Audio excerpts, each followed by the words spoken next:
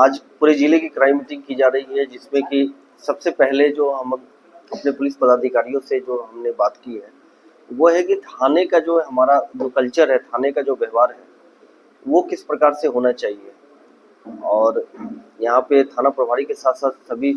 थाना से sub inspector और एएसआई को भी बुलाया गया है, ताकि जो भी सीनियर ऑफिसर से जो भी हम लोग को निर्देश प्राप्त होते हैं और या जो मेरे भी जो मैसेजेज हैं वो डायरेक्ट ऑफिसर तक पहुंचे, ताकि जो भी थाने में है उनको अच्छे से वो काम परफॉर्मेंस करने में उनको उनको सुविधा हो। यहाँ पे बहुत सारे एजेंडों पे हम लोग चर्चा कर रहे हैं कि जो भी 4 साल 5 साल से अधिक केसेज है, 2020 से पुराने मामले हमारे जिले में नहीं हैं और 2020 के लगभग 8 मामले हैं। इसके अलावा 2021 के कुछ मामले हैं,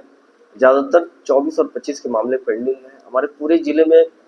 लगभग अभी 850 केसेज पेंडिंग है, जिसको कि हम लोगों ने अपने सभी ऑफिसर्स को टारगेट दिया है कि जितना भी केस का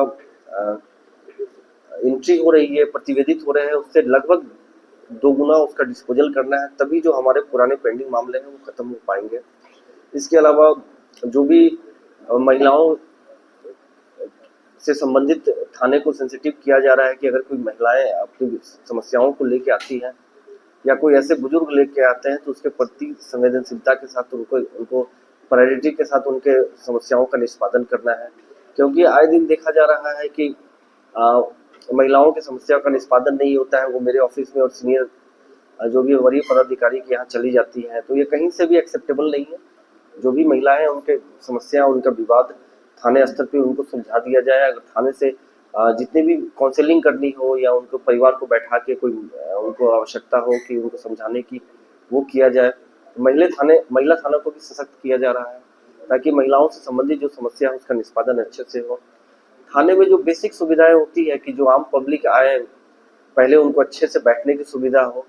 उनको पानी पीने का साफ पानी उनको मिल सके, इसके लिए हमने सभी थानों में आरओ की मरम्मती भी करवा दी है। इसके अलावा 20 लीटर का जो पानी होता है वो अच्छी जगह से रखा जाए, वहाँ साफ सुथरा गिलास रखा जाए। इसके अलावा जो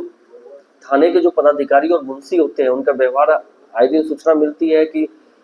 थाने में जाते हैं तो मुंशी डांट डपट के भगा देता है, उनके आवेदन को लेता नहीं है।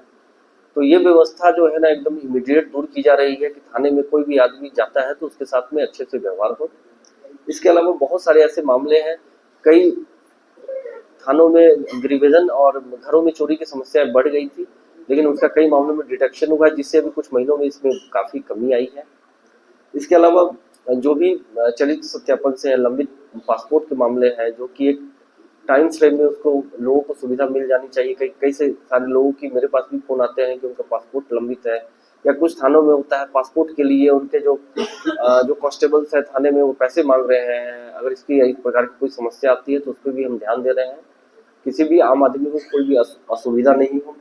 इसके अलावा हम देखते हैं कि बहुत महत्वपूर्ण कांडों में सीसीटीवी का बहुत महत्व होता है, और डीसी साहब से भी इस संबंध में बात हुई है, और हम सभी थाना प्रभारी को हमने बताया है कि अपने थाने क्षेत्र में जहाँ भी कोई जो भी संबंधित अगर कोई परिवार है जो सीसीटीवी लगा सकता है, वैसे दुकानदार जो सीसीटीवी लगा सकते हैं उनको प्रमोट करें, उनसे उनसे मदद ले, और सीसीटीवी खासकर उसका फोकस रोड की तरफ होना चाहिए। और उसके कई फायदे हो सकते हैं कि एक तो है कि अगर कोई क्राइम करने के लिए आता है तो उसमें उसके डिटेक्शन में सुविधा हो जाएगी। इसके अलावा जहाँ सीसीटीवी लगे रहते हैं, क्रिमिनल्स और चोर भी सोचते हैं कि यहाँ सीसीटीवी लगा हुआ है इसलिए यहाँ कोई अपराध न करे, और कई बार होते हैं रोड एक्सीडेंट्स में या कोई वाहन को खोजने में भी हम लोग को बहुत सुविधा उसमें होती है। इसके अलावा जो जेल से कई अपराध कर्मी लगातार छूटते रहते हैं, हमारा पतरातू का बेल्ट जो कि ऑर्गेनाइज क्रिमिनल्स के लिए काफी फेमस रहा है। तो जिन लोगों को हमने बहुत मशक्कत करके मेहनत करके, कई सारे गिरोह हैं जिनके लोगों को हमने लगातार जेल भेजा है, उनसे हथियार भी बरामदगी हुई है, लेकिन वो जेल जाते हैं मगर जेल से छूट जाते हैं तो उनकी क्या एक्टिविटी रहती है, ताकि वो आके वापस से भी अपराध न करने लगे, इसकी भी हम उसको भी हम लोग अच्छे से देख रहे हैं कि कोई भी अपराधी आके जेल में आके वो सामान्य जीवन यापन करे, न कि पूरा अपराध में संलिप्त हो जाए। इसके अलावा जो भी एससी एसटी और महिलाओं से संबंधित जो मामले होते हैं उसको अच्छे से देखा जा रहा है कि ताकि उनको कोई दिक्कत नहीं हो। और पोक्सो से संबंधित जो भी मामले होते हैं जिसमें कि कोई भी एफआईआर होता है तो 60 दिनों के अंदर उसमें चार्जशीट दाखिल करना है। उसको भी हम लोग ये देख रहे हैं समय उसका किया जा सके। इसके अलावा जन शिकायत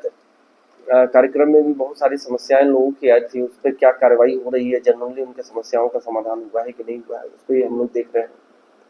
इसके अलावा जो नए कानून आए हैं उन कानूनों का भी सही तरीके से पालन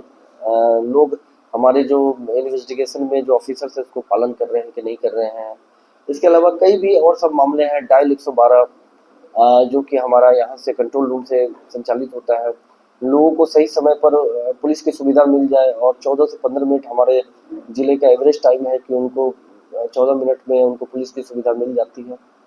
और कहीं से भी कोई भी समस्या होती है तो लगातार मैं भी लोगों से संपर्क में रहता हूँ, समस्याएं आती है। खासकर हमारा मेन महत्वपूर्ण फोकस यही है कि हमारे थाने का जो कल्चर है, पुलिस के प्रति जो निगेटिविटी है, लोग थाना आने से डरे नहीं। लोगों के प्रति जो थाने का व्यवहार है वो सकारात्मक हो और उनको तुरंत उनकी बातों को सुना जाए और उसका निष्पादन किया जाए।